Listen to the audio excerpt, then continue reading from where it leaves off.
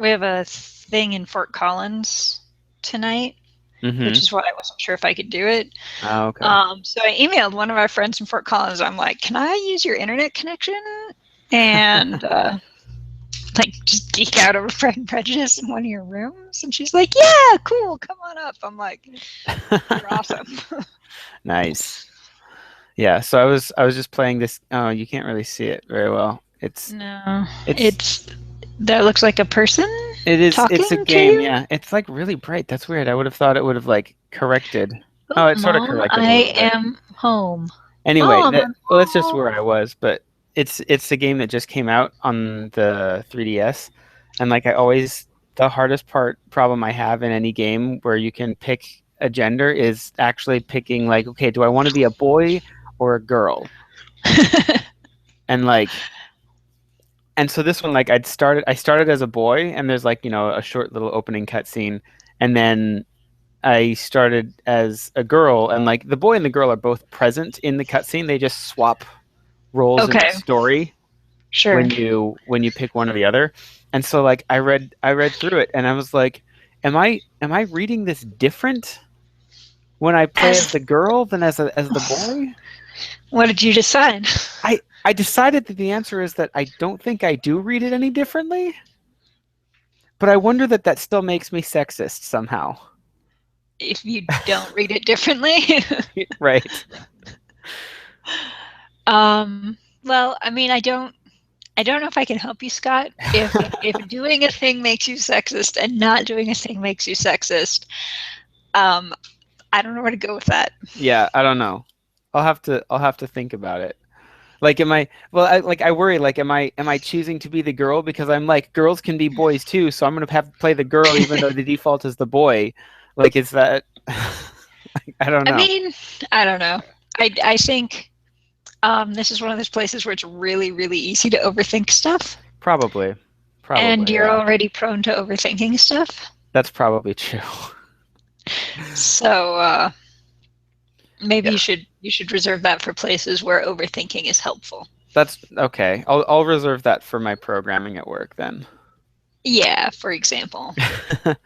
Planning out Well, whatever I'm gonna do. and put that effort into, like, when you are making decisions about video games and what characters are going into it and how we're treating characters and what the costuming and whatever and all that Hmm. stuff, that's a Hmm. great place Yeah. for overthinking our approach to gender.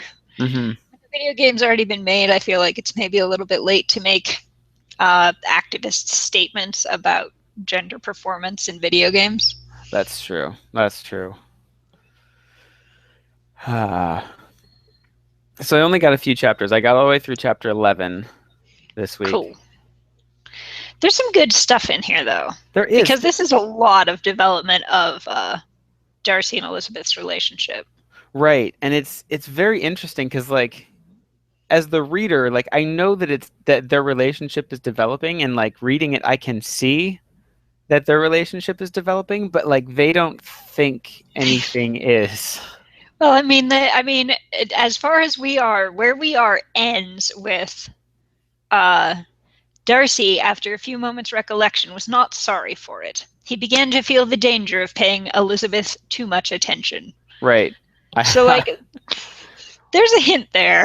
so the way that I interpreted that line, he began to feel the danger of paying Elizabeth too much attention, was that he's now starting to realize that she's got like a wit about her. Like she sees things, and he's like, "Oh my gosh, this girl maybe it's dangerous to hang out with her because like she can just pull me apart." Right? Well, and I mean, they talked earlier on about how Elizabeth is an observer of character, and I can see how somebody who is as quiet and private as Mr. Darcy would feel very threatened Mhm. by that. Um, Especially since her observations are generally pretty good. Yeah. I mean, there are a couple places where like people are like, "Oh no, no, you completely misunderstood." Well, and that actually was something that they said. Oh Um, yeah, that her fault is willfully misunderstanding people. yeah. Yeah, It was like right before. it was. It was like right around there. Oh yeah. Um, it's like Your defect is to hate everybody. yeah, And yours, he replied with a smile, is willfully to misunderstand them. right. Yes. It was literally two paragraphs above. Yes, it was right there. I was looking And to then go Miss back. Bingley is like, "You're not talking about me. Talk Right. about me, damn it." Right. Oh my gosh, that girl is a little obnoxious, I'm not gonna lie. So freaking obnoxious. But And it's weird to me that she likes Miss it seems like she likes Mr. Darcy, and that seems odd to me. well, I have a strong suspicion that she likes Mr. Darcy's 10,000 a year. Oh, okay. That makes Is a my little more sense. guess. That makes a little more sense, I guess. I mean, it's a bit shallow to assume that of her, but at the same time, she seems a little shallow, so She is so freaking yeah. I don't know. Like she is exactly the kind of person I dislike the most. hmm Like you can just see her sitting there while Darcy's trying to write his letter, being like, "Oh, it's so awesome that you write letters so well." Oh I'm like, God. just yeah, Yeah, I was, oh my gosh, I was irritated for Mr. Darcy because like I've been in play situations where it's like, look, I'm trying to do something here and you're distracting me. I'm trying to focus. Could you maybe do something else for a little bit? right, all the time. And I mean, there's some indication of that where she's like, "Oh, I would think it would be really hard to write so many letters," and he's like, "Well, then it's a good thing that it's my job and not yours." Right? Yeah. Like he's really dismissive of her there. Like, well, then it's a Or good thing it's where my they're job. talking about accomplishments, like what it takes to be an accomplished woman, hmm and um, Miss Bingley is like, she has to do this and know all the languages and know how to do and be a good painter and singer and whatever. And Darcy's like, all of that and also be intelligent. Yeah, Like right. I missed that the first like three times I read the book, but wow, burn. Yeah. That some of these parts I got lost in trying to figure out who was saying what. Yeah, Like I've noticed that there's in this book there's a lot less reminder of who's saying things when, and like there are some assumptions I think that get made about like the order of who's going to be talking when and stuff that are different from modern literature. Because in modern literature, I'm just used to seeing characters' names like all the time, and right. like I'll see You that don't have to worry if about it. if it's a dialogue, then I'll see um two characters' names, like a couple, like he said, then she said, then he said, then she said, and then it goes back and forth, just alternating text Right. because they've established it's just the two of them. But like anytime that there's more than two people speaking, like I'm used to always getting people's names, and sometimes like someone speaks and I'm like, who was that? And who it is radically changes the meaning of this conversation. Right, So right. And like I think where was it? The There's someone whose first name is Charles. yeah, that's Bingley. Is that Mr. Bingley? That's the other thing they do is like you're told that you have Bingley and his two sisters, one of whom is married. Right. So And she's from that, Hearst. right, you have to know that Louisa, and then at some point, Miss Bingley refers to her sister as Louisa, so you can conclude that it is Mrs. Louisa Hurst Right. and Miss Caroline Bingley. Mm-hmm. But you just have to follow that. Yeah, like I finally figured out. I thought at some point, like I'd heard that there was like there was some other guy, Mr. Hurst, who I don't really understand his role in all of these things. But they were like Mr. Hurst, and then at some point, Miss Bingley said Charles something or other, and I'm like, oh, is she bringing that other guy back in? Right? Because everyone refers to Mr. Darcy as like Darcy or Mr. Darcy or something. Like most people don't use Mhm. his first name, and Right. so I'm like, who's this Charles guy? And so now like then like a chapter later, I figured out, wait, is Charles Mr. Darcy? And then I didn't. I should have gone back and reread the dialogue from the previous chapter to understand What's what, going on? what was actually going on. But I'll know this. I'll know it better that next time. Yeah, because it's in that chapter where it is amazing to me, said Bingley, how young ladies can have patience to be so very accomplished as they all are. And then Hmm. somebody cries out in objection, all young ladies accomplished? My dear Charles, what do you mean? So Bingley has to be Charles. Right. Bingley is Charles. Yes. Do we know Um, Darcy's first name? I don't believe at this point that we do. Okay. There's a scene in one of my sci-fi books takes place in a feudal world. They lost contact with galactic trade, and so they reverted to feudalism. And so they have a Hmm. lot of those same old forms. And there's a character, one character from the nobility class is courting another character from that class, and the other people are like looking on, and one of them's like, they don't even refer to each other by their first name. How can you be in love with someone if you're not on a first name basis? And she's like, oh, that's a vor thing. And I like that happens in this book all the time. Yeah. Like, we're very good friends, but I have no idea what his first name is. Hmm. That's oh my gosh, yeah. Yeah, so that confused me a couple times, but I do think the naming is one of those things that Jane Austen would never think, that we would not be so in touch with naming conventions that we would just know that stuff.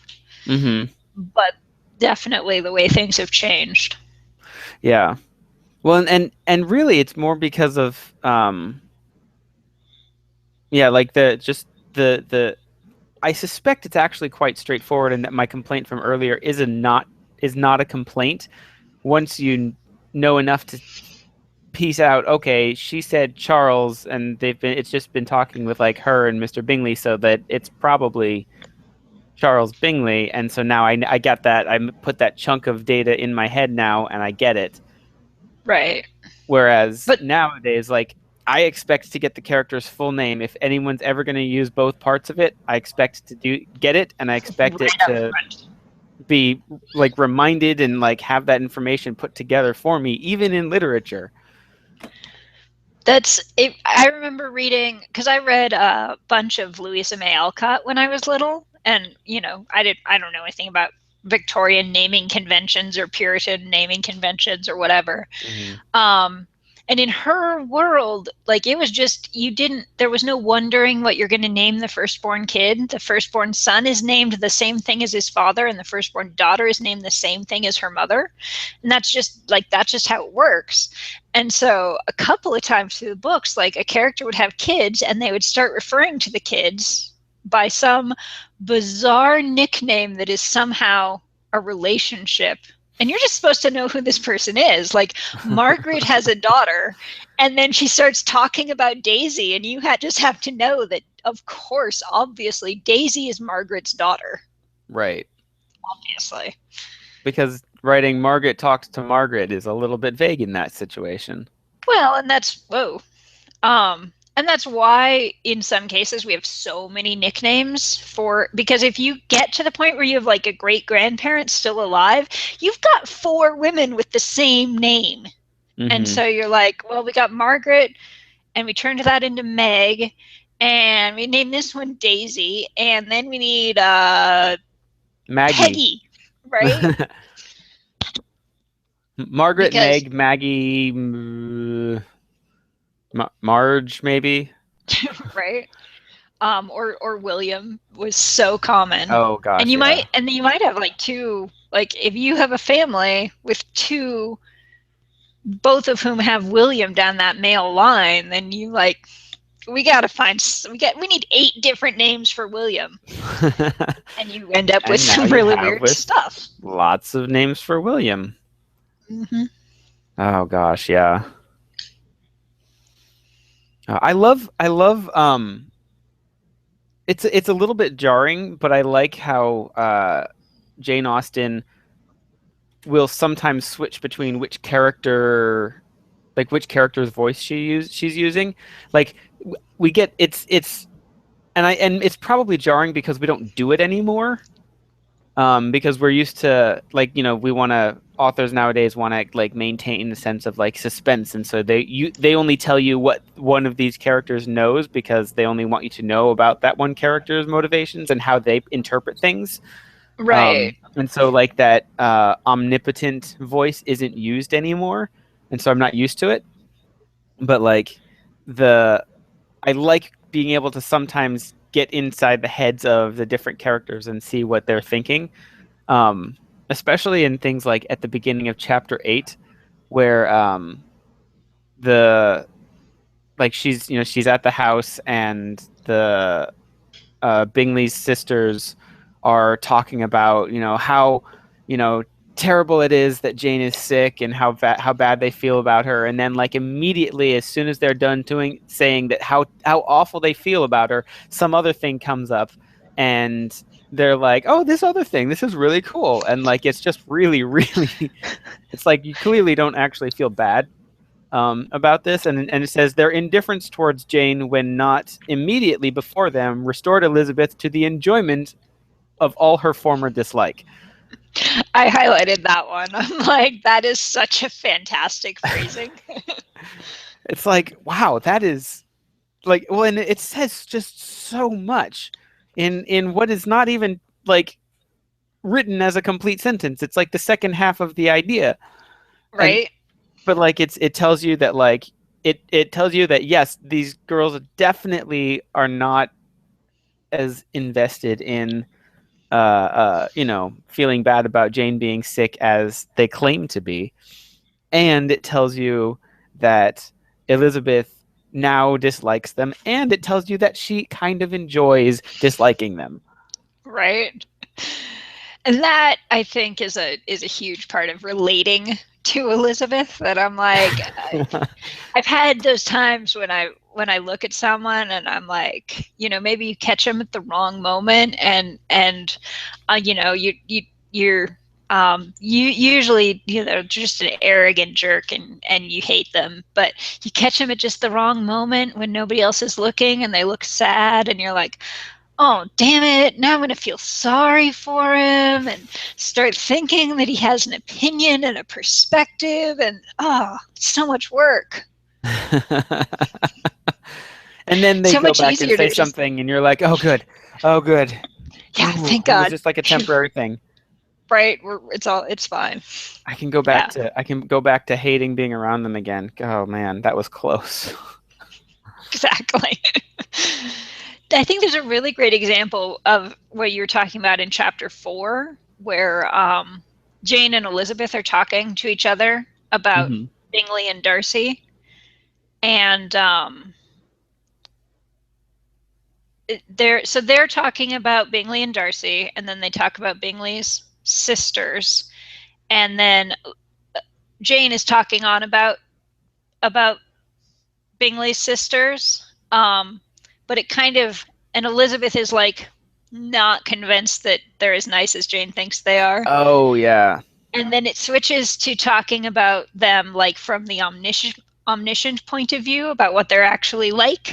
And it Hmm. switches from that to talking about Mr. Bingley in the omniscient point of view of just facts about Bingley, and then facts about Bingley and Darcy. And then it switches to Bingley and Darcy talking about the everyone in this town, including Jane and Elizabeth. And it's just this great progression that if it were a television show or a movie, you would definitely have like gone from like Jane and Elizabeth's bedroom to Bingley's sitting room, and Hmm. they would have done that visual shift so you could see. But in the writing, it's not nearly as clear that they just pulled off this super awesome progression across, Jane and Elizabeth talking about Bingley and Darcy to Bingley and Darcy talking about Elizabeth and Jane. Right. Yeah, no, that was I remember what you were talking about, and like it like at the time it was I wasn't quite down with like what figuring out what Jane Austen was doing. But like yeah, it definitely shows that. Do you ever get that with like when you're reading a book where you're like, I'm how does this author work? Hang on a second. I have to like you don't really Yes. understand what's going on until you figure out the author a little bit. Like Yeah. that was for me that was the Hunger Games. Yes. Took a little while to get into. And once you get the hang of it, and now I can go back and reread it and it's fine. I Yeah, get it. yeah. I know what we're at. Right. Neil Stevenson is another one that's huge like that. He is such like it's cool. And now that I know what he's doing, his brain actually works exactly the way my brain works. Hmm. And so it's fine, it's great, I get it. But the first like 3 books of his that I read, I'm just like, what is going on here? I have no idea what you're talking about. Yeah. And then Um I realized. yeah. Another one that's weird for me is Cormac McCarthy, and Haven't read it. he writes the he writes the genre literature fiction, literary fiction, Sure. where like there are like a handful like Chuck Palahniuk who wrote Fight Club and Cormac McCarthy and some other guy who I don't remember now, or like they're like three of the more famous modern literary fiction authors, which is to say they write books that are half to a third as long as like Brandon Sanderson, and they sell them for 3 times as much, even in paperback.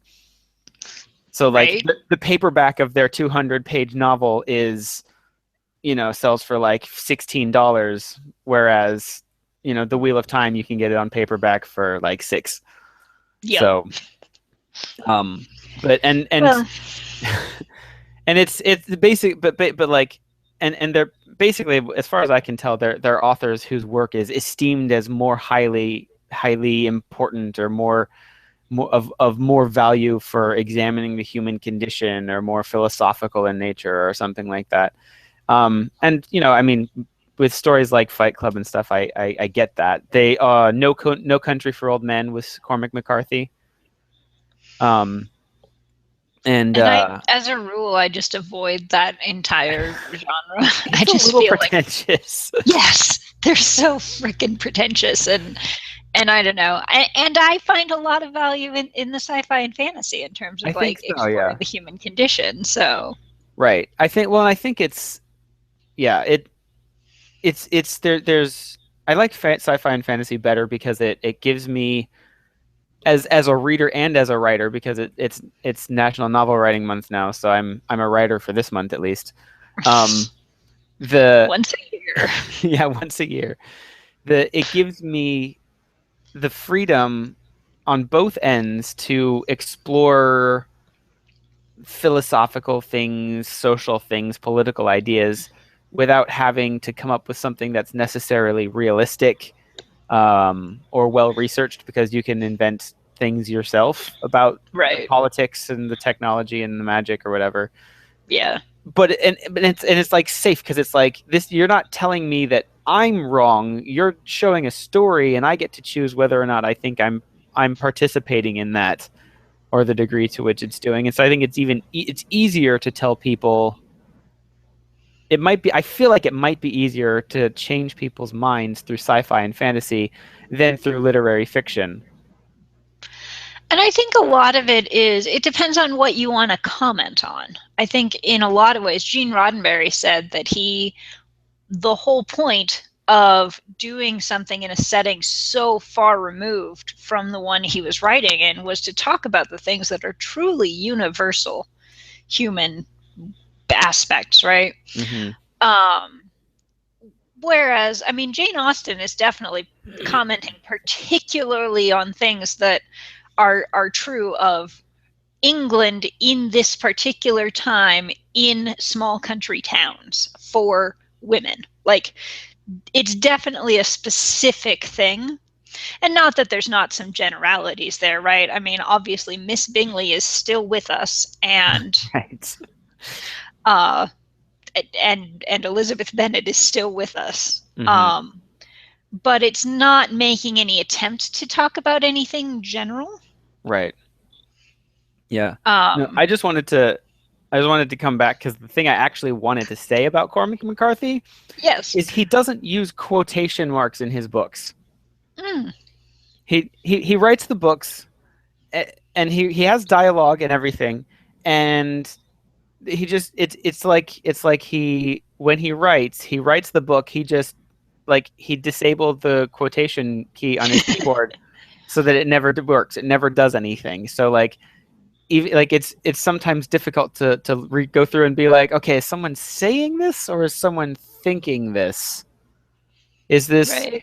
is he about to go into, is this the author's perspective or is this someone's voice perspective? And it takes some getting used to, and you kind of get a feel for it. And like I'm not going to say that he shouldn't do what he does in everything he writes. um I would respect it probably more if he picked and chose different books to do that in, rather than just having it be like that's his thing, he's the guy who doesn't use quotes. um but like I I think what you get from it um is a sense, a less of a sense of like immediate presence of like what's going on, of that like all of this stuff is tangible, and maybe more of like it brings it more into your head, I think, and less into like this is me watching something else, and more of like these could just be thoughts, like they Right. may It's be. not even happening. It's Right. just in somebody's head. Yeah. Which, to be fair, is actually basically how I experience the world. Right. So, Yeah. I mean, and I think I was talking to one of my friends today about the value of specificity in language versus vagueness, and I kind of made the argument that vagueness is what makes art. That it is the things, it is in the room of the things that are not specified that we have space for headcanons and fan fiction Hmm. and figuring out how things go together. Well, And that I, even applies to like video games. Like there's a there like the last several years there's this trend pushing towards retro style games, and people really yeah, like that style of like the it's like I can count, there's 50 pixels that make up this one character, and that's the whole character. And people like are really, they like that, and the reason is because you felt like graphics were better when you had a Super Nintendo that could only show you those, right, it's 8-bit, whatever. right, like those small characters, because you it was more like reading, like you the characters, the pixels just sort of described an image and some colors and like some vague shapes, and you filled the rest of that in with your head. Whereas nowadays, like the the pictures are so strong and the characters are so finely detailed and the textures are so high resolution that there's no room for imagination, and so sometimes it feels more fake than the little pixels on screen. And it's exactly what you were saying with literature and with art, is what you don't say. And that, Yeah. yeah. And I think as an artist, there's a huge question of what should I leave out? What should I not say? Because I mean, it's not necessarily realism. We watch movies all the time. I've become obsessed with Arrow, and like the fact that it is so realistic on account of it's actually real people. But they zoom in on the face and you can see the tiniest details of, but within that then there's vagueness, right? There's a scene where he and his bodyguard are having kind of a stare down, and like the first time you watch it you're just like, oh, it's two masculine bros kind of like intimidating each other. But then the second time I was watching it, like there's just tiny little movements at the corner of the eye and the corner of the mouth, and I'm like, no, it's not. It's two bros knowing that they need to have a stare down because that's what social contract demands, but they are both trying really hard not to burst out laughing. Mhm. Um, and again, it's not stated, but when you look at it, like it's there. So I think a lot of artistry is deciding what things are you going to leave out and Mhm. what things are you going to leave vague. And that might be graphics, it might be scenes that aren't shown on camera. It might, like the memos from Fury was a great example of that art form, where Mhm. they all they say is because Captain Rogers didn't get the reference is not sufficient reason to hold movie marathons during work hours. Mhm. And that's like that is artfully done in the in what not to say. Right. It says as much in what it doesn't say as in what it actually does. Yeah. Absolutely. And I think that's a fantastic art form. But I think all of art is really, are you going to leave out scenes? Are you going to leave out graphics? I think there's a lot to be, because with Cormac McCarthy, then if you like, you go through and you decide that these are the things I'm going to put quotation marks around, and this is what was said out loud, and this is what was said in their head, that tells one kind of story. And if you Mhm. invert that, and this is what was said in their head and this is what was said out loud, that's a different story. And Right. therefore you have all these different stories packed into this one like canon text. Mhm. And I think that's kind of fun. Yeah. Well, and even in like coming back to Pride and Prejudice, like the author does she does like let you into the heads of certain characters and like what their motivations are, but she usually does it like after the fact. And so she lets you kind of develop your idea and start being like, what's going on? Why is this happening? And then she's And like, actually, he'd started to like her already. right. And you're like, wait, what? And you're like, oh no, that makes sense now. I get it. Yeah. Well, I was noticing one of the things I forgot to bring up last week. I think it was like maybe chapter 5, Mm-hmm. that was basically like everyone in the book creates their own head canon of Mr. Darcy. It is chapter 5. Like Mm-hmm. the Miss Bennets go to visit the Miss Lucases and they all have their big gossip thing after the ball. And like everyone is just making up their own story about why Mr. Darcy acts like this, and oh, he's a jerk. Oh, I heard that he heard that she came to the ball not in a carriage but in a hack chaise, and so I think it's that he's a snob. And they're like, oh yeah, but I heard. And like they have no more basis for this than we do. Right. It No, is not at all. headcanon. Like Yeah. they're just making shit up, but they are so convinced that their interpretation is correct. And I think it's a huge theme of the book. And I think Jane Austen is kind of enjoying that. Like she invites you in to make up a story, and then after the fact, she's like, "Here's what was actually going on," and you're like, but she Mm-hmm. entices you into that same mistake again and again and again. You're like, I know what's going on, and then you're like, nope, Yeah. you're wrong. Right. Jane Austen's kind of a jerk. I think most authors are, if you That's look at true. what they actually do. Like they take characters that you like and they put them through the ringer. They make those characters incredibly uncomfortable and they bring them to the brink of death, sometimes past, and Mm-hmm. like they just throw the worst possible thing that they can imagine, that worse than you can imagine, at those characters, and they expect them to somehow cope with it. Right? And then they make you love the characters more by having the characters figure out some way to cope with it. Yep. Which I mean, I feel like is the point of literature, right? Absolutely, Because it's the it's point. actually to help you figure out how to cope with it. Right. Like I've been watching Arrow and I've suddenly realized I have all these anger issues, and hopefully watching Oliver Queen deal with his anger issues, and boy does he have anger issues. I can figure out ways to deal with mine, or perhaps I can figure out ways not to deal with mine, and at least be like, we're crossing all that off the list. Mm-hmm. We'll start halfway down the list because we've tried this stuff, it doesn't work. Yeah. But I in have order to do that, they have to have problems. They have to have your problems mm-hmm. and figure out ways to deal with them. That's the point. Right. Exactly. I have one question. It's a tangent. I Oh no, not a tangent. right. I I believe I didn't follow the comics long enough when they rebooted it. The Arrow is the Green Arrow, yes? Yes. Well, I And mean, so it said, like, they're not even claiming to be based off the comics. Like, right, what it right. says in the thing is based off of characters created by DC Comics. Okay. So Okay. it's not following comic canon very closely at all. Okay.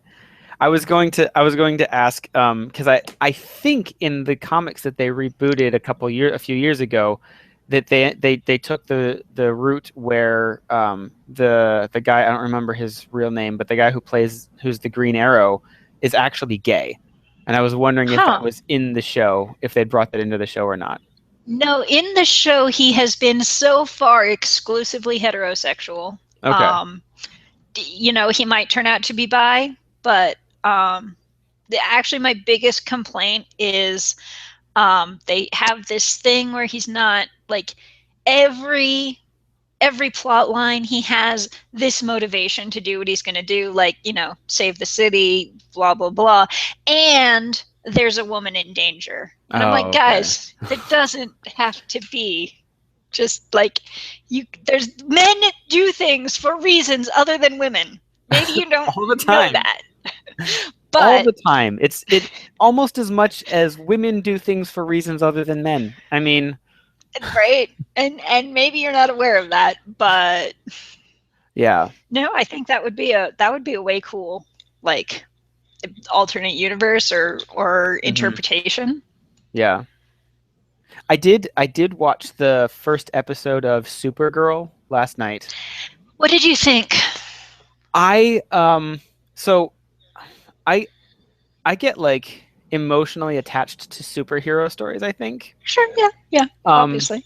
well, and really is like any sort of emotional like story. Like I'm reading The Wheel of Time, and like I've gotten choked up a couple of times when like characters like have really strong realizations. Like I don't get choked up when things are sad. I get choked up when things are just starting to become awesome. Yeah, yeah, yeah. No, it's when they're like, oh, I can do it. Right, when You're like, they're like I've got this. I think I can move forward, and like all of these powers and these struggles that they've been going through like come to a head, and now they've got a realization and they can burst through. Like that's when I start getting emotional.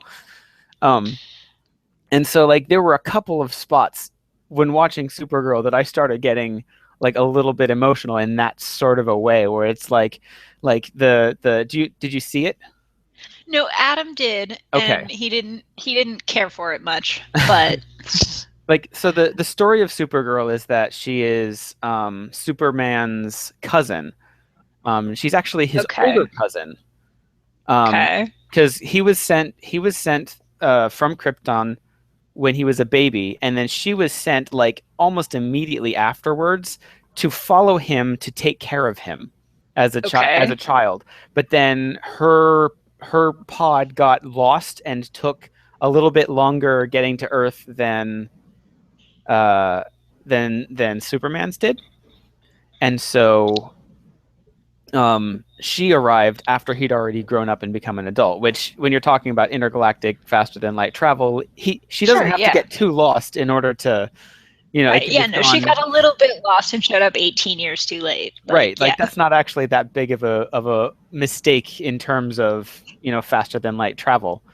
yeah, Um, and like the way that they describe it is kind of does they kind of they fly in the face of everything that I know in science about light speed, like really fast travel. They say, oh no, her pod got waylaid 24 years in the Phantom Zone, and then it got back out, and I'm like, no, it's. I mean, guys, no, you had a better solution available, but they used this in order to bring bad guys into the story. So like, I'm okay, I'm like, okay, I'll write off that one and everything, but like the rest of it, like it's you can tell that um they're trying to do the whole like women can be superheroes, like they don't need, men in their lives to do things like, there are a couple of lines where, a couple of points where characters bring into question, like, is the term supergirl too weak, or, Right. is do does the villain underestimate Supergirl because she's a girl and not a man? And In which case, brilliant. Look right. what I can do. Right. So like they're definitely kind of setting that sort of thing up. So I really enjoyed it, like I said, but like it was like I was getting emotional at the times when she's um like I'm feeling like the pain of her being this orphaned girl of a destroyed planet, and like remembering the difficulty, and like the fact that she was sent to protect Kal-El from the world, and then she gets there 24 years too late, and he's a grown up, and like she was completely useless. Like he didn't need her at all. He became like the savior of Metropolis, and like she was not there, and she like there's no reason. And so now he's now like this superhero, and like and she's like, well, what do I do now? Like what, like there's no Right. point to me being here. Why did I even like leave? Like, I mean, she left to save her life, but like, Well, yeah, but I mean, there's also kind of a cool story there about, starting from the assumption that a woman's job is to nurture babies. mm-hmm, Take that away, then is there anything left? Is there more to life than that, or not? right. It is a cool exploration. I think it's Yeah. a thing a lot of people face. Mm-hmm, We're facing rewriting our gender norms that for whatever the entirety of humanity's existence, we have been so dependent on bringing as many pregnancies as possible to term that we really just didn't have room for anything mm-hmm, except like keeping every woman pregnant from puberty to menopause, right. and hoping that that would produce enough children to replace the current generation. And it was Mm-hmm, not a guarantee. Like, we were really struggling. So yeah, all of our gender roles are based around that, like using tiny amounts of resources. How do we maximize population? mm-hmm, And that's what they had to be. And if we had a zombie apocalypse, we would go right back to that because they work. right. But we're not there. Like, we do not desperately need to keep every woman pregnant constantly in order to maintain population. So In fact, there we're are now countries that free. are rejecting that directly. Right. So then what does it mean? What can we do? What does it mean to be a woman? And is that the same as being feminine? And is feminine a valuable role to have in our society? Or should we just get rid of gender roles entirely? And all the same thing. What does it mean to be a man? And is it the same as being masculine? And is Mm-hmm. masculinity a valuable trait, or what should we do with it? And we're right in that area that we just need to decide this stuff. Yeah, Like, well, and there who are crises are on the both generation? sides. Oh yeah. Like there's the, like you described the woman's crisis of, like, we no longer need to keep women pregnant from puberty to menopause, and Mm-hmm. in order to survive as a species. And and and so like now, that traditional role is in question, but like men at the same time, like, the women had to be pregnant and everything, and so the men's job was to go out and do the hard work and protect the women And the dangerous work. and the Like, dangerous work, because it is your men were job to expendable. sacrifice yourself because you are a replaceable walking sperm bank. Right. The men were the replaceable strong walking sperm banks, and that's what they did. And now, sometimes women are the ones who make more money in their families than the men are. And so like the whole notion of what it means to be male is in need of serious redefinement. Which isn't to say that the plot of males in a typically male dominated society is worse or comparable to females, but that everyone is experiencing this stress of trying to Well, figure it's out what it means to be who you are. Yeah, well, no, it's very much it's the rigidity of the roles that is Mhm. harmful to both people, right? Right. Right. Um, and so if we can just like let that flex a little bit, everyone will be happier. Hmm. And it's not a pain contest. It's not like, oh, I have it worse, therefore your pain isn't valid. Like Right. that doesn't make any sense. Like, you don't get to be like, well, my leg got cut off, so your broken ankle isn't an injury. It's Yeah. not how it works. Oh, I did see. I'm gonna go and try and find another YouTube video again because I thought of what you saw. Um, reminded me of that, like the pity contest or whatever. Um, In the meantime, I'm going to search for something that I highlighted in Pride and Prejudice, which this is allegedly about. okay. Um,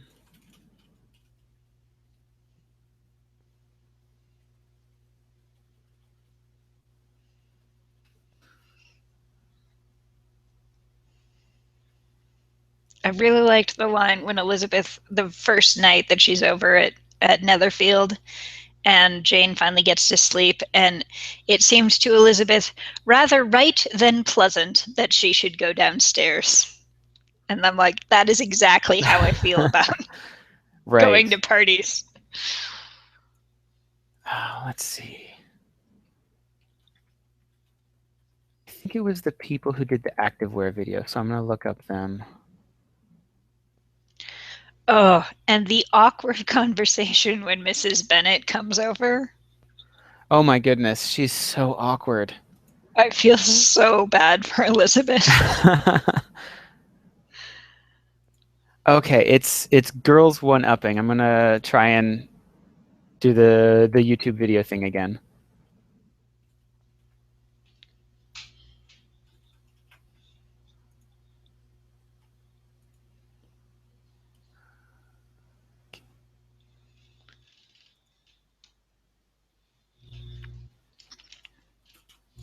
Let's see. How do I use this thing?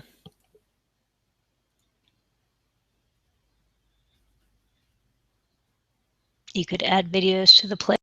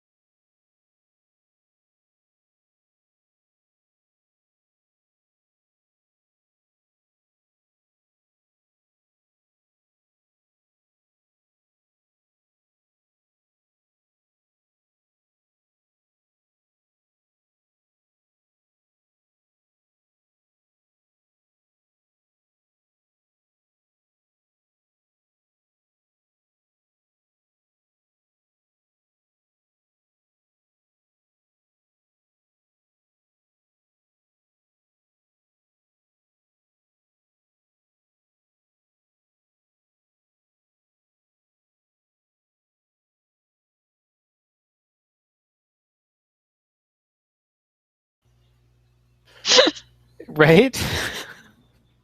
It's like Hey, look, the it's Miss Bingley.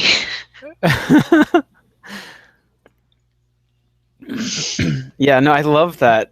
Like it's that kind of like one upping. What? Why? How did we get on that? What were we talking about? We were talking about whether men or women have it worse Oh, in a patriarchal society. that's right. That's right. Because that conversation actually happens a lot, and like it's yeah, there's like that ridiculous one uppingness.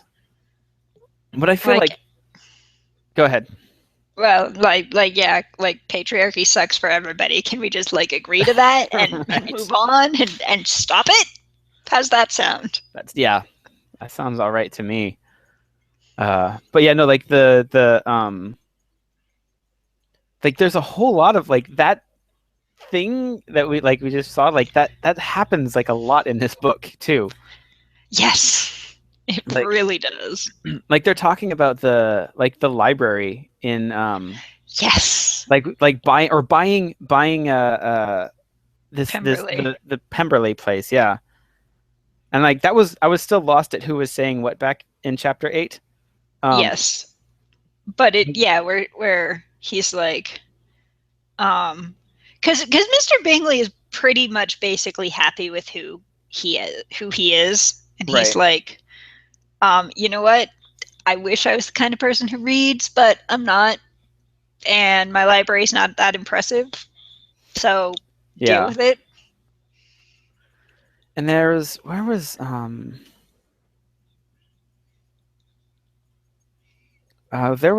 there was something else that I thought I highlighted it, but I'm not finding it. Um Basically he's like someone is trying to goad someone else into building an estate just as nice as Pemberley. Yeah, where Miss Bingley is like, Charles, when you build your house, I wish it may be half as delightful as Pemberley. Right. And And he's and like, Bingley's like, that would be great. And she's like, in fact, you should buy it in the same neighborhood and build it on that model. And he's like, I'll buy Pemberley if yeah, Darcy will sell it.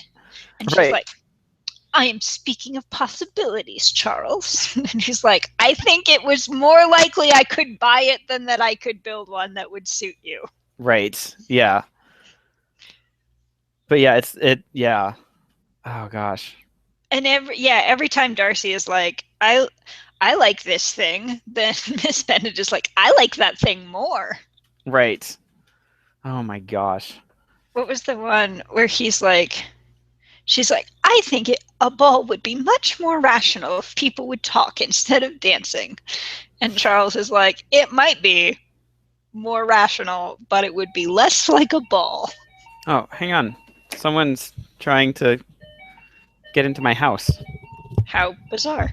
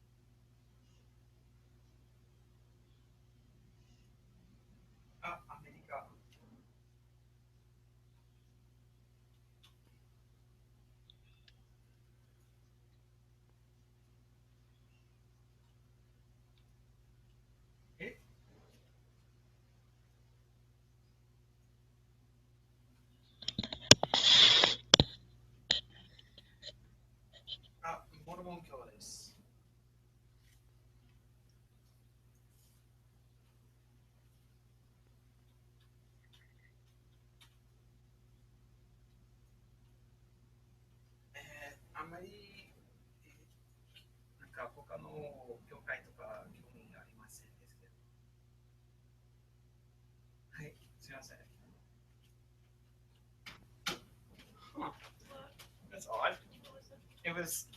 It was a religious person.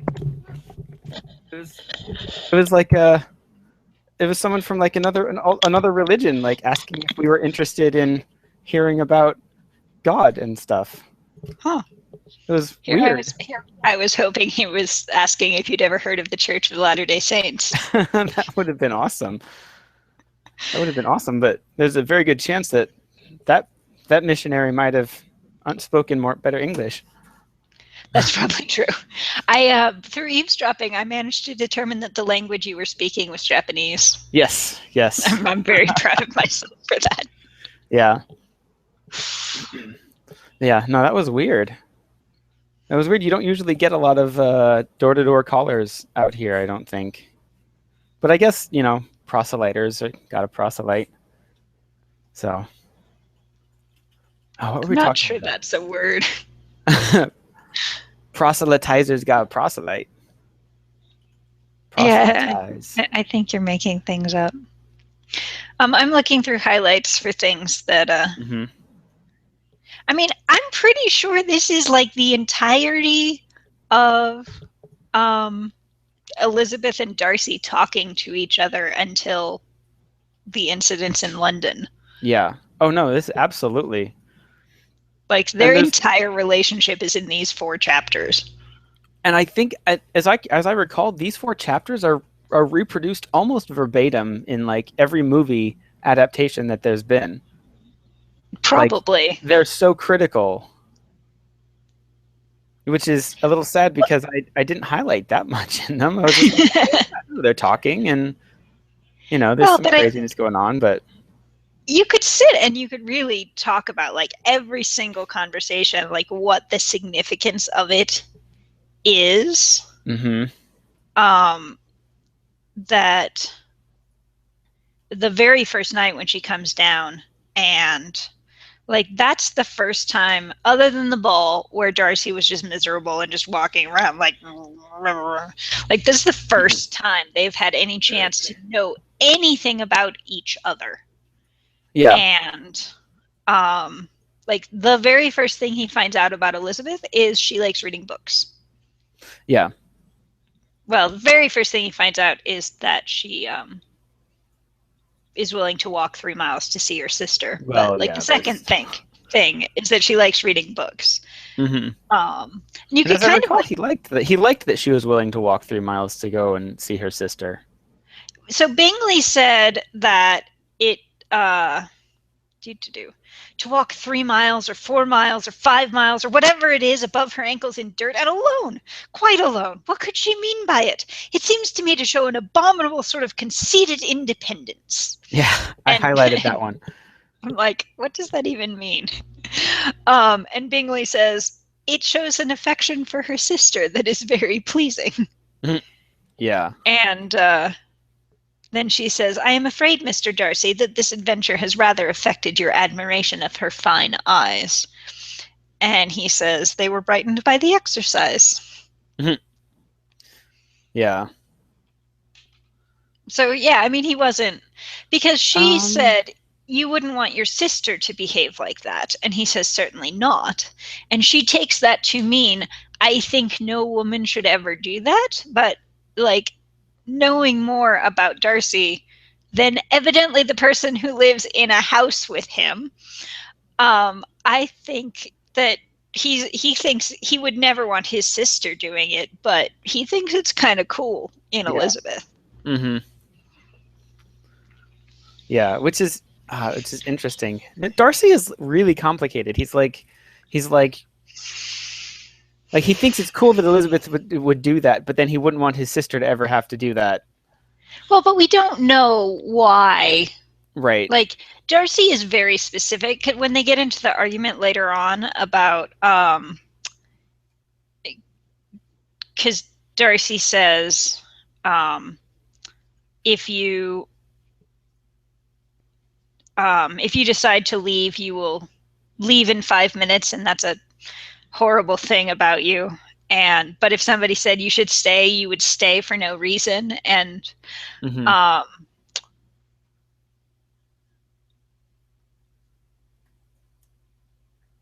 they're talking about like what would make that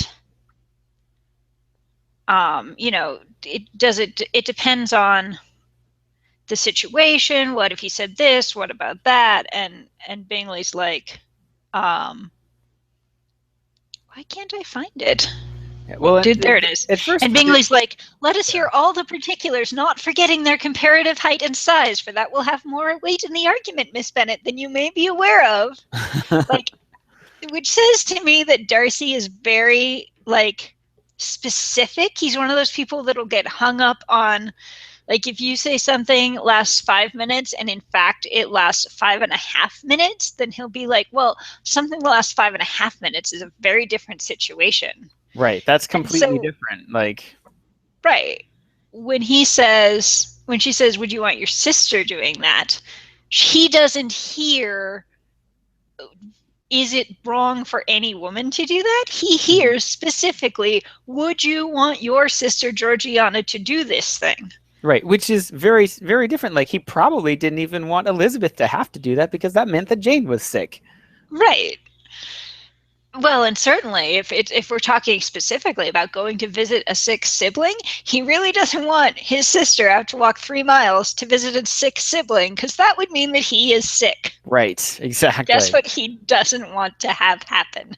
Right, and that's the kind of detail that a lot of people, and like we mentioned last week, saying Mr. Darcy's probably some kind of autistic. Like, that is absolutely a valid detail to get hung up on. To And be like, I think that's, I yeah, answered your question supporting evidence exactly. for it. Yes. Let's see. Oh, I highlighted. Let's see. They were.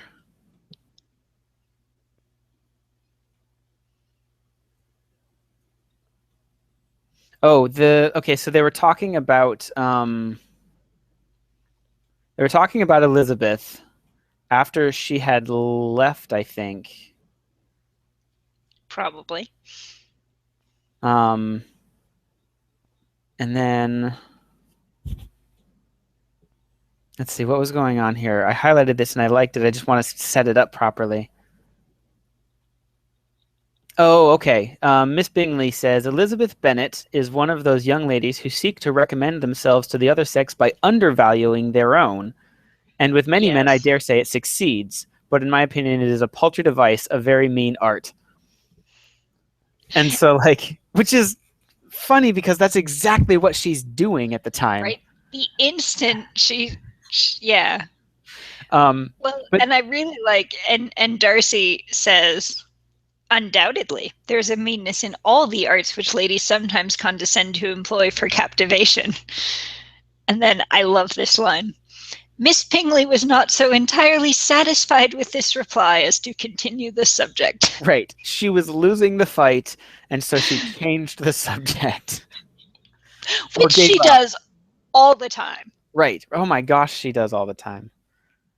And then I like also the um um it was settled that Mr. Jones should be sent for in the morning. The doctor, if Miss Bennet were not decidedly better, Bingley was quite uncomfortable. His sisters declared that they were miserable. They solaced their wretchedness, however, by duets after supper. Yes. Which I thought was just such the perfect characterization of them. Yeah, like Bingley was uncomfortable. Like which is a general statement. It's not exaggerated. It's not over the top. It's just he was uncomfortable. Like, he was worried about Jane, and the Right. others declared that they were miserable, not uncomfortable, but miserable, and they had to do something fun in order to chase it away. Which To is deal with it. clearly they weren't all that miserable if they could I enjoy do. anything at all. Right. I'm rereading Cold Days in the Dresden Files, and he's um fighting off the summer lady who's sending fire, and he's countering with winter ice and protecting her knight. And later on, she's like, he said blah blah blah. And he's like, I'm surrounded by blackened grass, protected by frost. Forget about what anybody said. Look at what's being done. Who cares about my life? And it's just like, that's how, like, forget about, they're like, oh, I'm so miserable. Right. Forget about what anybody says. Look at Mm-hmm. what's being done. Yeah. Well, and I think that that's probably one of the big could be a description of one of the big points of this story is that like people say a lot of things, especially in Elizabethan England. Like people say a lot of things. This is Elizabethan? This is Victorian. This is Victorian. Victorian was after Elizabethan. Correct. Okay, I'm trying to. There's so many time Elizabethan period. is Shakespeare. Yeah, Elizabethan is okay. I get that now. And the But thing is, yeah, like, when you go back, because it's the monarchs, right? right. It's whatever monarch was reigning at that time. Mm-hmm. But because the back to the men doing the dangerous job walking sperm bank thing, Mm-hmm. because the women didn't have that issue, the Elizabeth the First reigned for like freaking ever, and Uh-huh. then there were like a dozen men, and then Victoria reigned for like 63 years. She's on the throne, Uh-huh. and then there's like a dozen men, and then Elizabeth II. Like the period from Shakespeare to now is like three enormously long reigning queens, Mm-hmm. and then like a bunch of men that just get themselves killed so quickly it's not even worth keeping track of them. Yeah. Oh man. You could make an argument that Elizabethan is modern also. Everything from World War II to now. Oh, because it's Queen Elizabeth, Yeah, the second. correct. Okay. I looked this up after we watched the King's speech, and I just like, if you click on Wikipedia, all of the monarchs have a preceded by and succeeded by, and you Mm-hmm. can just keep clicking preceded by and click yourself all the way back to like the War of the Roses. Oh wow. Um, and so I kind of got lost in Wikipedia for a little while. Nice. Yeah, I'd looked up at least the difference between Elizabethan and Victorian, and so I knew that there was a difference, but I couldn't remember at the time which one was which. Okay, so here's one the like this scene. I feel like this is like one of the most famous scenes from the story, um, where like they're sitting in the evening and Miss Bingley gets she's clearly not capturing Darcy's attention, and so Yes. she decides that she's going to get up and go for a walk around the room, Yes. and like that's one of like the most famous scenes, isn't it? I feel like, yeah, and that's such a bizarre. She's so, I don't know, like obvious, I guess. Yeah. Well, and like It irritates me. yeah. So yes, no made she made no answer, and soon afterwards she got up and walked about the room. Her figure was elegant, and she walked well, but Darcy, at whom it was all aimed, was still inflexibly studious. In the desperation of her feelings, she resolved on one effort more, and, turning to Elizabeth, said, "Miss Eliza Bennet, let me persuade you to follow my example and take a turn about the room. I assure you it is very refreshing after sitting so long in one attitude." Like, that's so random. Like, Right? I have to believe that that was even random back then, that she was like that would Yes. be like if you're even if you're with a bunch of like drama friends hanging out at someone's house after a show, and like you're playing or something, and like one girl just starts getting up and like dancing and there's no music, and like the guy that she's paying attention to is talking to some other girl, and so she invites that other girl, like, "Hey, you should come dance with me because it's fun." And it's like, but there's no music, and she's like, "No, no, no, come dance with me." And the girl's like, "All right, sure." And then is surprised when the guy that she's trying to get the attention of pays attention to the girl he was talking to Right. rather than to her. Right. Why would you do that? Like, I'm the one who started this dance party. You should pay attention to me. Do we know how old they are? Oh gosh, they're I'm gonna ask Google. yeah. I don't remember. I don't know that it was stated how old they are, but I feel like they're fairly young. Yes, I know she's the protagonist in the 1813 novel. Tell me her age. Second child of five daughters. 20 years old at the beginning of the novel, says Wikipedia. Okay. It says that gets specified in chapter 29. Oh, all right. So What we'll get about there. how old is Miss Bennett or Miss Bingley? I uh oh no, spoilers in Wikipedia. Oh dear. Um uh Caroline Bingley.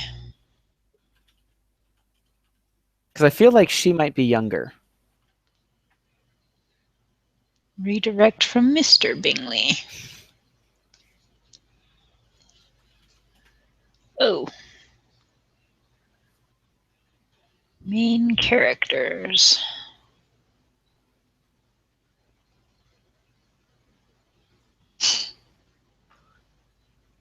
Plot summary. Main characters. Mr. Bennett.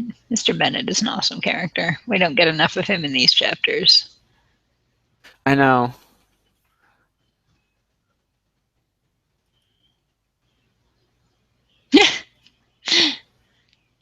So I'm just reading the summary. Caroline Bingley is the snobbish sister of Charles Bingley with a dowry of £20,000. Miss Bingley harbors romantic intentions for Mr. Darcy and therefore is jealous of his growing attachment to Elizabeth. She attempts to dissuade Mr. Darcy from liking Elizabeth by ridiculing the Bennet family in Darcy's presence, which is effective. As she realizes this is the main aspect of Elizabeth which she can find fault. She also attempts to convey her own superiority over Elizabeth by being notably more polite and complimentary towards Darcy throughout. Which is not difficult, seeing as how Elizabeth is incredibly rude to Mr. Darcy throughout. Right. And she doesn't really care about being incredibly polite. And the fantastic thing is that Elizabeth's method of attracting Mr. Darcy is substantially more effective. Right. So Wikia says that she starts off as about 20 years old at the novel's commencement, which makes her Elizabeth's age. Okay. And I mean, not that I wasn't. I was more of a total moron at 14, 15, 16. Mm-hmm. But not that I wasn't a total moron at 20. Right. Yeah. No, So I still had a lot to learn at 20, considering that I still have a lot to learn at 30. Right. And I have learned just so much since I was 20. Can you imagine a world run by people who think that we are of like intelligent of an age that we should be made statesmen? We should be allowed to run things? Oh my gosh, that's terrifying. Because I keep looking at, like, a lot of people talk about Romeo and Juliet and how they're so young, and that was normal at the time, or no, it wasn't. She was too young even for Elizabethan times to be getting married. But the point of this is, like, all of this stupidity, like the Capulets and the Montagues, and they can't stop fighting, and they're just so full of like, "Oh, I will kill you." What? They're 16. Yeah. Like, they're acting like 16-year-olds. Why are 16-year-olds being allowed to roam the streets with swords? It's a really bad idea. No, they shouldn't be. I don't know that most grown adults nowadays should be allowed to run the streets with whatever they run the streets with. Right? Live weapons, the highest weapon that this society has available for personal use, and they're handing them right to 16-year-olds and being like, "Go entertain yourself." Well, I mean, like, how can we be surprised when this happens? If you follow like the news, like there's just like an election in America, and like looking at stuff like, oh yeah, there was like half the politicians, like if you look at especially what their opponents say, it's like none of them should be running anything. Like, I'd rather 16-year-olds ran things. At least they'd be honest. Right. They'd be like, "I'm gonna just take all this money and just throw parties." Yeah. Yeah, at least they'd be honest about it and be like, "Look, I'm gonna throw parties, and that's cool because y'all paid me to throw parties." So right. I mean, his money's not going anywhere else. Like, It's his not like money's not we're going going to to do spend it something still. useful with it. Right. I'm trying, I swear there was an XKCD where Randall was like, we know the politicians are going to waste our money. Like, that's just a given. They're just going to do that. So let's insist that they waste it on awesome things, like laser cannons pointed at the moon. Mm-hmm. I That can't would be find it anywhere, but yeah. all Let's right, see. back to Pride and Yeah. Prejudice. Well, and so going back to the scene where the I think this might be where Elizabeth maybe starts to be interested in Mr. Darcy is what when they're walking around and Miss Bingley is like, "Oh, you should come join us." And um And let's he's like, see. no, I can only think of two reasons you would do that. Yeah, yeah, yeah. And both of those, if either one of them would be ruined by me joining you. Yeah. Well, and the even before that, it's fun to it's interesting to say the she said Miss Bingley after he refuses, Miss Bingley says what does he say? Oh, and he'd said that there were only two possible. He could only imagine but two motives for their choosing. Miss Bingley says, "What could he mean?" She was dying to know what could be his meaning, and she asked Elizabeth. Even though she doesn't like Elizabeth, she's asking like, "What at all?" And Elizabeth says, "The depend upon it, he means to be severe on us, and our surest way of disappointing him will be to ask nothing about it." Like Elizabeth is willing to go all in on this one. She's like, "Look, Yeah, I don't know. I'm curious, but I'm not curious enough to lose this whatever right. This contest with battle him." of wills. Right.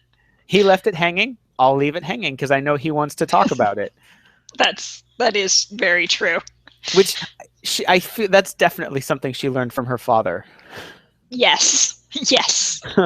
You want to tell me, and I have no objection to hearing it. Right. But think how differently that conversation would have gone if she had been able to get Darcy to be like, aren't you going to ask me? And she's like, you want to tell me. It's like Like, I that's a guess totally different dynamic. you clearly want to tell me what it is. Yeah.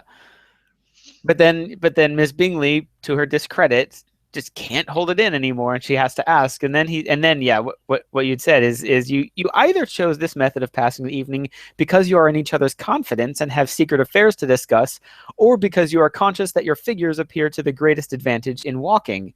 If the first, I would be completely in your way, and if the second, I can admire you much better as I sit by the fire. Like, it's it's so like it's not sexist what he's saying because he's just like, look, there's two reasons you're doing this. Either one where I'd be in the way, do it like would get in the way, or the one where you're trying to hit on me, and if you're trying to hit on me, it works better if I just sit here and watch and enjoy.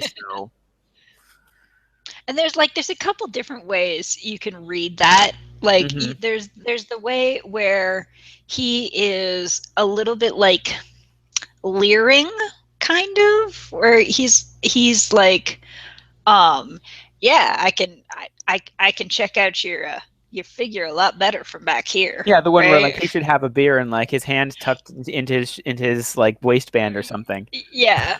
Um, or scratching the his one beer where belly. he's just like or the one where he's just like straight up being honest. Mm-hmm. Like he has analyzed the situation, he has drawn out his flowchart, and he is explaining his flowchart, and then he goes back to his book.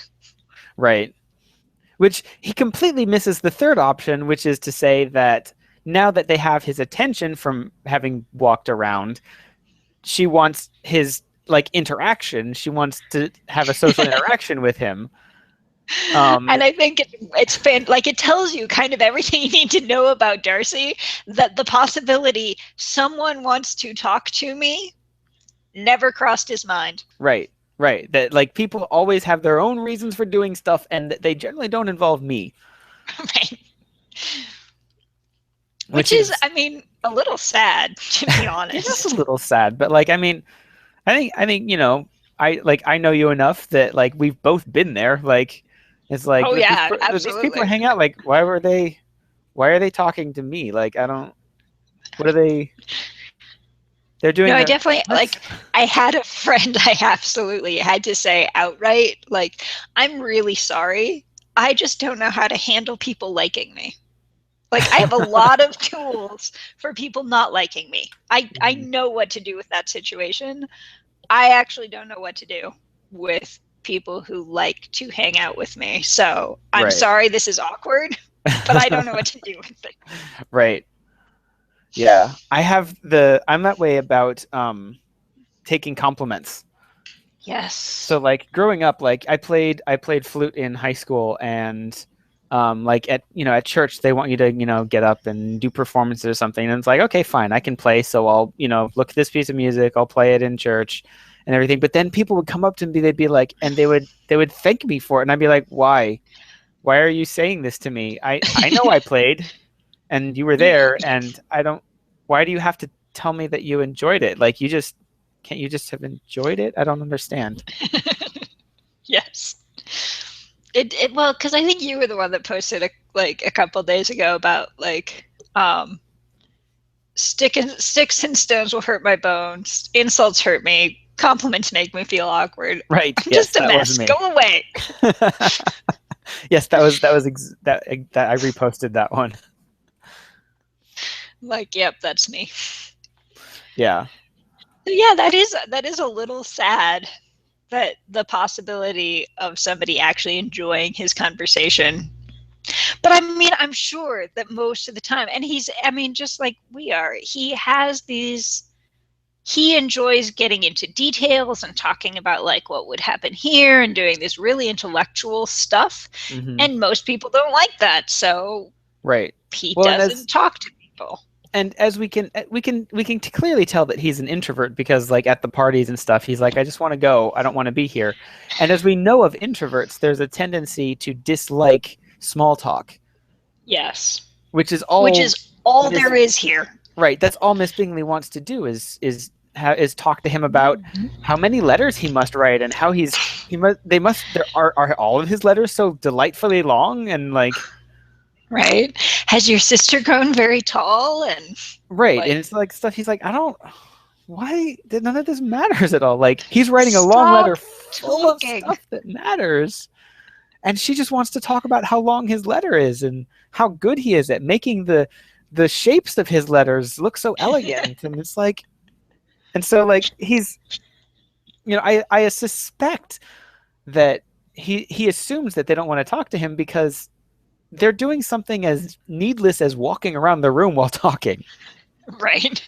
So clearly, they're not having a conversation that he would be interested in. And the mistake that a lot of introverts make is assuming that other people also want to have similarly deep conversations all the time. Right. Well, but I mean, there's an equal conversation. There's an equal problem going the other direction, right? Where you've got two introverts sitting at a party next to each other, making small talk on the assumption that the other person, nobody ever wants to talk about this stuff. Right. Yeah. And so, So it's like a really awkward, uncomfortable conversation. They're both like, this is dumb. right, they're both literally sitting there thinking, I could be talking about Harry Potter right now. Why am I here? Right. I could be rereading Harry Potter right now. Why am I here? Right. I read so Time magazine, does their lists of like 100 most influential people or whatever. Mm-hmm. And they did one on the 100 most influential people who never lived. Just fictional, non-existent people that have had enormous influence on society, like Mm-hmm. Santa Claus and Buffy the Vampire Slayer and Sure. whatever. And Elizabeth and Darcy made that list. Nice. And each one had a little essay about why they were included. And one of the things the author said was that although they initially didn't get along, the thing that they come to realize is that they are both used to being the smartest person in the room. Mm-hmm. And when they realize they have someone else they can talk to, then the outcome is inevitable. Right. Yeah. And I feel like that starts to happen several times in these 4 chapters. And Mm-hmm. then either like Bingley is like, stop arguing, I can't handle all this conflict. And they're like, What? we were having an interesting conversation, dude. If you don't like it, go play cards somewhere else. Yeah, we were playing, and you just told us that our playing makes you uncomfortable. Why? Oh, right? Or Miss Bingley is like, you're paying too much attention. Pay attention to me, damn it. Right. Or Mr. Uh, Hurst is like, why are we not playing cards? We're sitting at a card table. We have cards in our hands. Why are we not playing cards? I feel like we should be playing cards right now. Maybe it's Anybody? just me. Maybe. And so, like, all of these conversations they might have had just get cut short for one reason or another, but they're both left with this, like, vague feeling that maybe there could have been an interesting conversation Mm-hmm. Well, if it's that. something had gone differently. It's like that, and there's like that unfinished feeling. Like they're like they almost got to have a really cool conversation, but then they couldn't, and it was taken away from them, and now they're like, oh, now I want to have the conversation. Like Right. maybe that's just me projecting onto them, but Well, but what are literary characters for if not to be projected onto by their readers? oh, absolutely. That's okay. I'm gonna take this. I'm gonna completely lower the quality of this conversation. Okay. That's exactly why people liked the Twilight novels so much, Oh yeah, absolutely. It because was basically like self-insert. right, Bella is a pair of pants. She is a one size fits all pair of pants that any teenager who is interested in like really dangerous but also safe uh Right. like mysterious brooding boys can just put themselves inside the Bella pants and enjoy the heck out of being in that story where you and I know this because I read all of the books. But like it's that's exactly what it is. Like, and so I think most literature is like good literature is less, in your face about how much you can just put yourself inside the shoes of this character who has like basically no personality. I was talking, because I was talking, one of my friends started watching Arrow at the same time I did, so we've been kind of like fangirling together. Mm-hmm. And we were talking about your favorite character. And I'm like, well, I mean, how are we defining that? So I started like listing off options, like character I most want to be like, Laurel Lance. Character I am most like, Felicity Smoke. Character I am most in love with, Oliver Queen. Like, there's all these different ways Mm-hmm. of defining favorite character. Yeah. And so I think there's lots of different ways. Like, definitely I watch this and I'm like, yep, I am Elizabeth. Mm-hmm. I just am. Yeah, and I'm like I'm Darcy. That's me. Yeah. That is exactly. That's exactly what I would say in that situation. And then sit there. Like, how much of this book does Mr. Darcy sit there, like, with his pen or his book and be like, why am I so awkward? Certainly the parts where he's like, how do I talk to Elizabeth? Do I she's talking to someone else. Do I just like go and stand by them? Yes. Should I ask her to dance or something maybe? Is that She's standing at the piano singing. Should I just like stand uncomfortably close to her and loom silently? Yeah, I mean I would like to stand that close to her, I guess, but is that okay? Is I'm that how you sure. start a conversation? Like I know as soon as she gets done singing that someone is gonna start talking to her and about how they liked her singing or whatever, and then I'm not gonna be able to talk to her, so I want to be first. How do I do that? And then, of course, like, he's so quiet and he's so awkward. And so, like, his conversation starters, once she's made up her mind that he's just stuck up, Mm-hmm. all of his conversation starters come across as like condescending. Oh yeah, where was that? That was in this section too. He's tried to say something and And she um just flat out ignored him. yeah, and she's like, look, I know you don't actually want to do this, and that all you're gonna do if we do this together is like use the opportunity to harass me. So is it okay if we don't? And he's like, oh Right. yeah, that's okay, I guess. I guess we could do that. And then it finishes with, he really believed that were it not for the inferiority of her connections, he should be in some danger. Yeah. And you're like, you kind of might actually be a stuck up jerk. Right.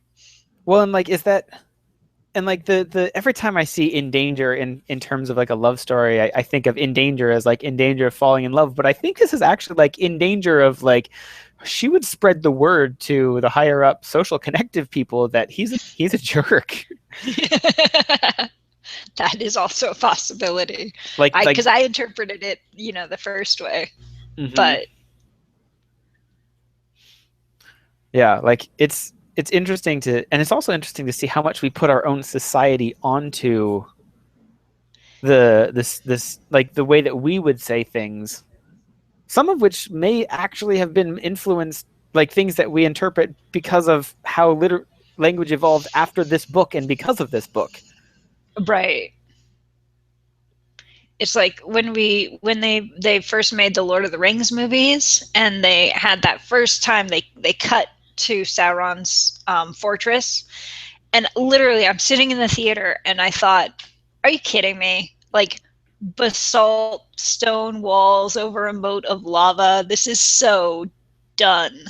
And I'm like, no, it's Tolkien. It's the reason this is so done. But Right. a part of me was like, are you kidding me? Yeah. Yeah, no, that's always weird. And then like you like go back and see things like that eventually became tropes the first time you that but like they were original the first time that they happened and you're like, "Come on, guys. Come on. Be Yes. original."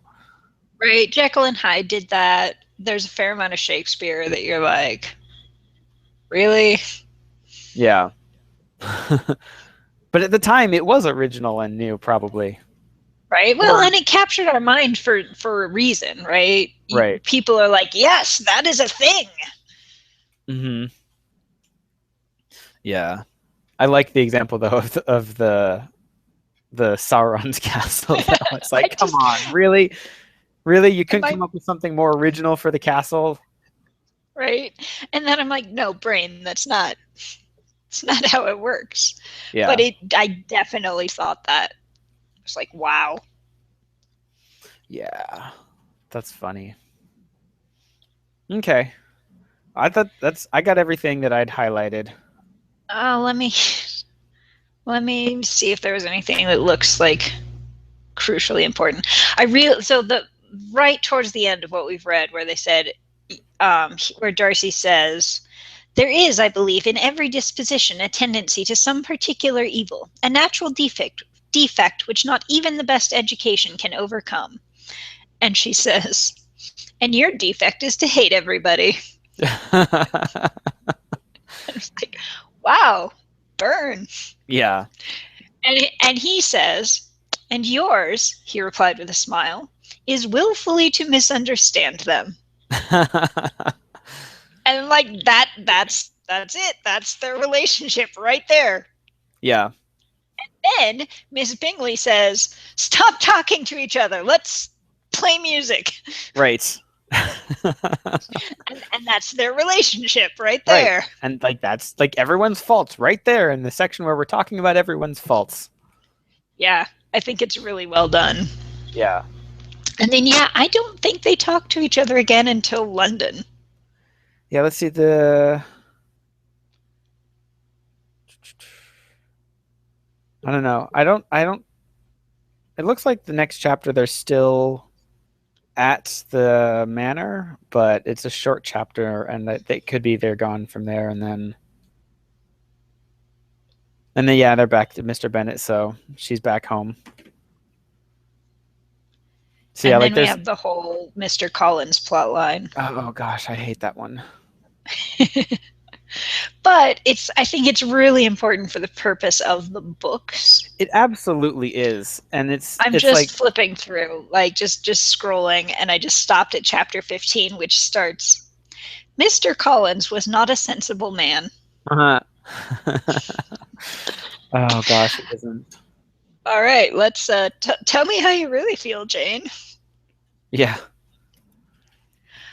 Okay, I yeah. just realized that the eldest Miss Bennet Hmm. has the same name as the author. Oh my goodness, I hadn't. But there's no way that Jane is Jane Austen. Jane Austen No, has to be Elizabeth. right. Jane Austen would absolutely be more Elizabeth, or as I had suggested, Charlotte. Yeah, there's no way that Jane Bennet could come up with these like snappy comebacks. That's so weird. Was the book originally published under Jane Austen's actual name? I don't believe so. So was it published under a male pseudonym? I assume. Like I want to say it was, but I don't know. Eh. Let's see. Uh, original book cover. There it is. It just says by the author of Sense and Sensibility. Well, that is not inaccurate. Publication How pleasant history. it is to spend an evening in this way. I declare, after all, there is no enjoyment like reading. That part I felt was maybe even a little bit self-serving She's because she's a writer and she's talking about how. well, but there was so much sarcasm because that was Caroline talking. Hmm. And so there's also that level of like um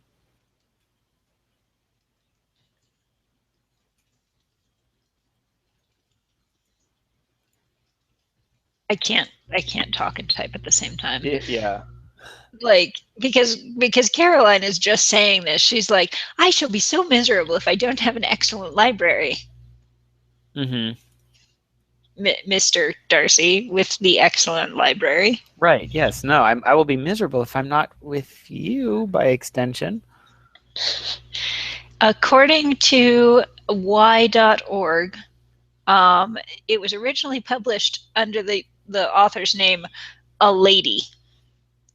Oh. Okay. That's weird. Right?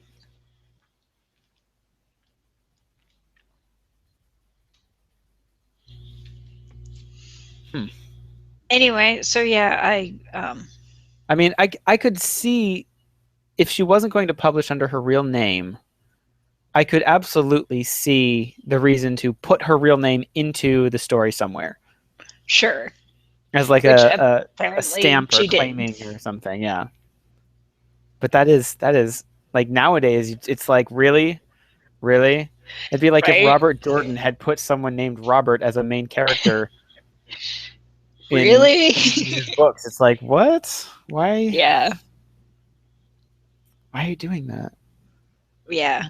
But And now that I anyway, think about it, I don't know that there are any George R. R. Martin books that have characters whose name is George, which is a common enough name. And he like, and he has like a lot of like what he does with his names is he takes like a really common name and then he makes like switches fantasizes it, 2 letters or yeah, to something. make it spelled differently or a variant on Yeah. it. And I can't think of anyone who's any character who's been named George or any variant of the name George, which is I mean, interesting. I feel like that would be weird though. I mean, evidently not for Austen, but I don't know. Like I get a little like a little like activation in my brain every time I see my name, Yeah, and I would just like it would just drive me crazy. that's true. I'd be reading through the manuscript and I'd be like, no, not me. And I would just be Right. so sick of it. I would just do like find replace. Right. Not using that. Sorry, I tried it. Not gonna work. Not gonna happen. Well, like I do the same thing. Like I don't even consider names like mine when like coming up when thinking about names for characters or something. That's interesting. I would love to be able to get some actual authors on and and ask them about naming characters and their Well, own and name. it's really interesting. Some authors care a lot about names and put a Hmm. lot of thought into it, and some just don't. They're Yeah. like, you're named at birth. It doesn't matter. Hmm. Um, they're all random. I go to behind the name. I pick a name of the correct gender, and that's all there is to it. And then Yeah. some, like John Green, puts a ton of thought into all of his Hmm. characters' names, and you can look at them and be like, you can say, why did you name this person this thing? And he like has an answer. Yeah. Yeah. Like I would absolutely be like, look, is this character representative of, you know, uh, like middle class or high class, or is this, were their parents, hippies? Were their parents like, what, like just all kinds of things. Like if I wanted to have a character who I wanted to be representative of, like shy, um, like self-conscious, um, innocent girls, I would pick a name like Mary, for instance. Sure, yeah. Or if I wanted to specifically point out that, like, those kinds of tropes, that to use the character to describe how those tropes are inaccurate or unfair or something, I would have a character who is not at all that and name her Mary. Right. Well, and I mean, I think there's a lot of like, I enjoy the ones who really put effort into looking at how these parents would have named their kid. Right. Um, that Orson Scott Card, in naming his characters on Lusitania, was like, they're Catholic. They're definitely going to name their kids after saints Mm-hmm. in Portuguese, and Right. then a plausible nickname based off of that, because that's what they do. Mm-hmm. Yeah. Um, so yeah, I would expect Mary to be probably from a relatively devout Christian background, Mm-hmm. right? And uh, Mary Smith is a very different person from like Sunshine Daisies Smith. Right. Yeah.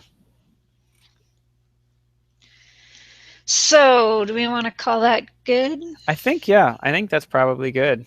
I think We we've got reached a good through spot. all the chapters. Yeah, I think we addressed something from each chapter at least. Woohoo! That feels like success to me. All right, we can define it that way. Cool. All right. Are you good for next week? Can we do 5:30 again? Because Is next week is NNO, Oh, okay. and not that NNO regularly starts on time. Right. More often now that you're not part of it, Yeah. um, but it would be good to, if we start at 6 and NNO starts at 7. It's a little time constraint. Right, right. So is So, that oh, that's why I thought you were an hour late today, but daylight savings time happened. oh man, I'm sorry I we totally didn't. didn't even realize that. I Well, I thank you I for was waiting for I me. was sitting playing it. I was like, "Oh, whatever. Maybe she thought it was, half an hour later or something because we were off on times." No, daylight savings time. Daylight Totally savings time got happened. it. I mean, I was gonna play games or something this morning if anyway, even if you bailed, so whatever. Well, thank you for sticking around. Yeah, now I need to figure out what time that's gonna be for you so that I know when to expect. So, world clock. Um, you are now 16 hours behind instead of 15 hours behind. And it is Yes. 7:15 for you. Yes. So at So 5:30 would be so 2 hours back, which means that for me it would be 9:30. Okay. That work for you? Yeah, that works. Cool. We'll do that then. Okay, cool. I will stop the Um, broadcast now. and let me know what uh, chapters to read. Okay. Oh, and in case anybody ever actually watched this on our channel, hit like and subscribe down below. Right? No They one's gonna might. no It one's could gonna get this happen. far. I know. But okay, cool. Cool. I'll see you next week.